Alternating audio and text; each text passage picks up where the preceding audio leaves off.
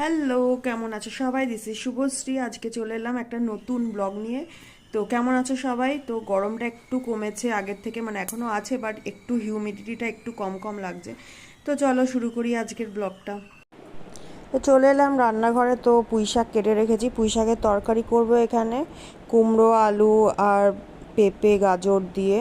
তো প্রথমে তরকারিটা ভেজে নেব একটুখানি তেলে, পাঁচফোড়ন দিয়ে আমি তরকারিটা দিয়ে দিলাম। এখানে গাজর পেঁপে কুমড়ো আলু রয়েছে, আর আমি এখানে একটু কয়েকটা চিংড়ি মাছ দিয়ে করব তরকারিটা। তো চিংড়ি মাছটা আলাদা ভাজতে হতো, কিন্তু আমি শর্টকাটের জন্য চিংড়ি মাছটা তরকারির সাথেই ভেজে নিচ্ছি।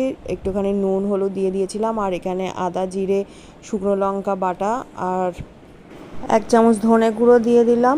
দিয়ে এবারে ভালো করে তরকারিটাকে কষিয়ে নিয়ে এবারে এর মধ্যে পুঁই শাকটাও দিয়ে দিলাম। তো পুঁই শাকটা ঢাকা দিয়ে রেখে দিয়েছে। আর এদিকে আমি ইলিশ মাছের ঝোল করব আজকে সর্ষে পোস্ত দিয়ে। তো ইলিশ মাছগুলো নুন হলুদ দিয়ে মাখিয়ে নিয়েছিলাম। আর এখানে দেখো পুঁই শাকটা, আমার শাকটা পুরো নরম হয়ে গেছে।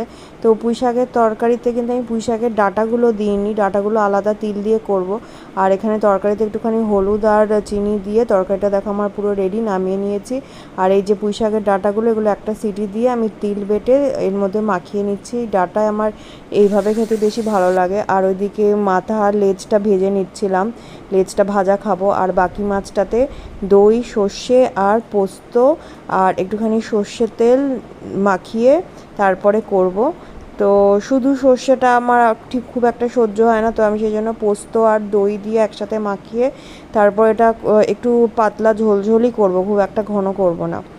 তো এখানে হচ্ছে এটা আমার ব্রেকফাস্ট, দুধ কর্নফ্লেক্স। ব্রেকফাস্ট করে এসে আমি চলে এলাম, এবারে মাছটা করব। তো একটু সর্ষের তেলে পেঁয়াজ ভাজছি। ইলিশ মাছ অ্যাকচুয়ালি পেঁয়াজটা দরকার পড়ে না, কিন্তু আমার শাশুড়ি পেঁয়াজ দেয়, সেই জন্য আমিও দিলাম। তো পুরো তেলে পেঁয়াজটা ভাজা ভাজা হয়ে গেলে মাছটা আমি পুরো ঢেলে দিলাম, একটু জল ঢেলে এর মধ্যে পরিমাণ মতন একটু নুন হলুদ দিয়ে দিলাম। এবারে মাছটা ফুটুক, একটুখানি ঢাকা দিয়ে রেখে দেবো। ইলিশ মাছ হতে তো খুব একটা সময় লাগে না। তো একটু পরেই দেখো মাছটা পুরো রেডি হয়ে গেছে, ইলিশ মাছ। তো এই যে আলটিমেটলি খুব একটা বেশি ঘন করিনি, পাতলা ঝোল। আর এটা হচ্ছে আলু ঝিঙে পোস্ত করছি। তো ফাইনালি আজকে দুপুরের মেনু চলে এসেছি।